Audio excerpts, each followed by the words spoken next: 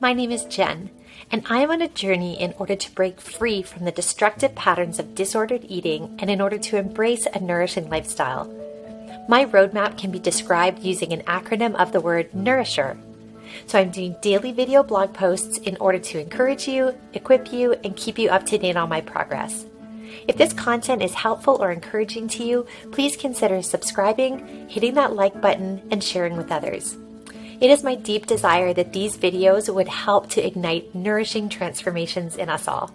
Hey everybody, thank you so much for joining me for this Nourisher Check-In. It is back to school week. I wonder if those of you who have chillins, whether or not your kids are back at school this week. Mine are delighted to be back, and I'm really super grateful that we finished this summer strong and that we have so many wonderful memories to look back on. But now we're in the full swing of fall mode, of back to school mode, and it's interesting to notice my emotions, and it's really interesting to figure out what is being a nourisher, what is living this nourishing lifestyle going to look like this fall. So noticing my emotions, yesterday I noticed for the first time in a really long time, by God's grace, I noticed a ton of anxiety. So anxiety for me, I don't know if you've ever felt it before, but for me it feels like a vice grip.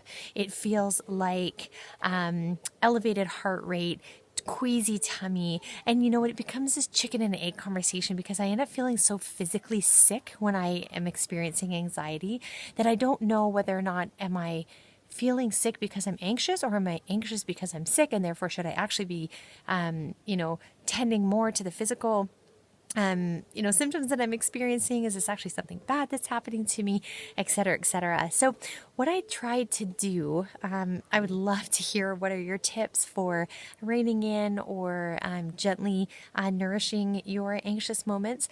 But for me, what really helped yesterday was, one, turning to my body, trying to slow things down through breath, and by even laid down for a little while in the afternoon to try to give myself a little bit of extra rest. And the second thing was to try to peel away the layers, get the screens away, get away all the other distractions, and to try to let my mind run to see where is my mind getting hung up and where are the points of anxiousness or worry that may be fueling these symptoms of these biological experiences that I'm having.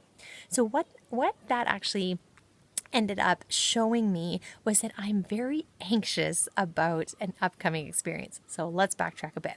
So those of you who have been journeying with me for a long time know that there is a local, very famous mountain where I live, and I have never had the desire to climb that thing. Never. I see people who go up it and it punishes them and they come down hurt and sore.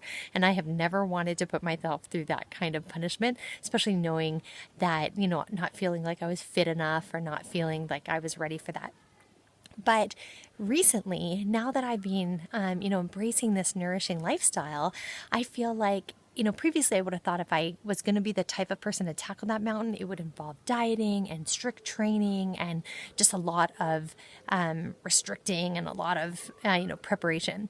But now that I've been living this nourishing lifestyle, which has been embracing healthy movement and enjoy, delighting in being outside, and as a byproduct have enjoyed some increased physical, cardiovascular fitness because of these wonderful walks that I've been doing, I thought, you know what, that could be this beautiful, gentle, yet profound summit that I could do that would really kind of encapsulate what this, the first 90 days of this nourishing journey has been all about, and doing something that I never thought that I could do before, which in this journey has been feeling feelings that I never thought that I could handle without food before.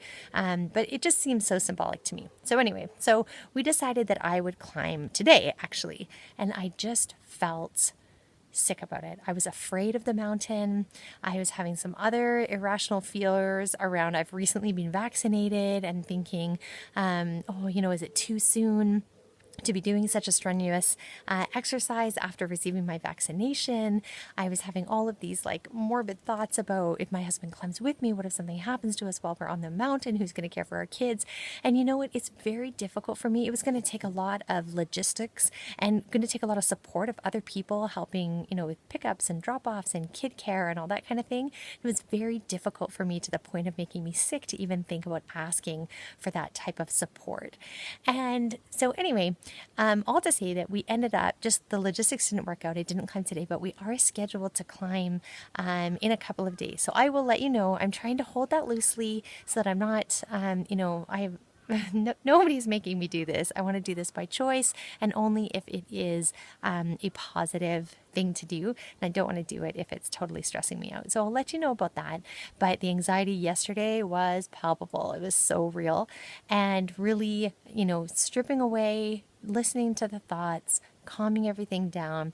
And then I picked 2 different friends to call and to kind of say the thoughts out loud to the worrying thoughts so that I can actually hear myself say them. And then opening up to others was also incredibly helpful. So understanding the cycle, when I was experiencing this anxiety yesterday, I noticed this weird dynamic of one really like just always standing in front of the fridge.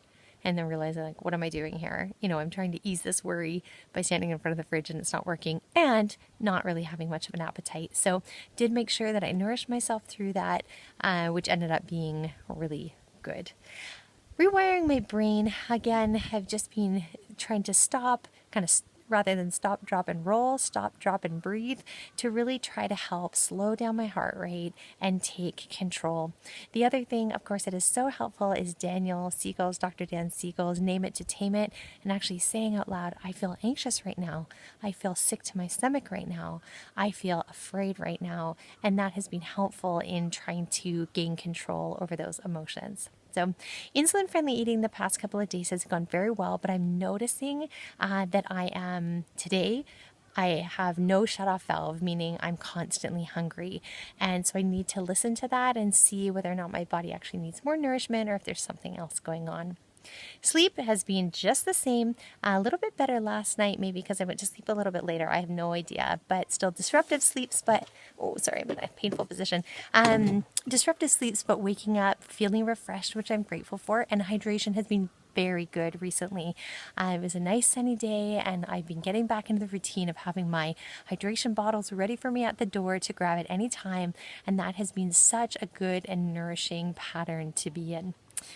Exercise as well. I'm gearing up for this climb, but I did go for a lovely walk today, and I had the privilege of having a friend on that walk together with me. So my reward was being able to go through a very anxious episode and actually be able to come out the other end. That was really grateful, and the increased ability to ask for what I need. Can you please hold me? Can you please sit with me? Can you please listen to me? Things that typically would be very, very difficult for me to say. So I will let you know what happens. What happens with this climb. I hope that I have the opportunity to share with you that I summited, but I hope also that I will be gentle with my body if for some reason the anxiety or the logistics don't work out, that I'll be able to give that up. So I hope you're having a really nourishing day. I'm really looking forward to checking in with you again really soon. Bye for now.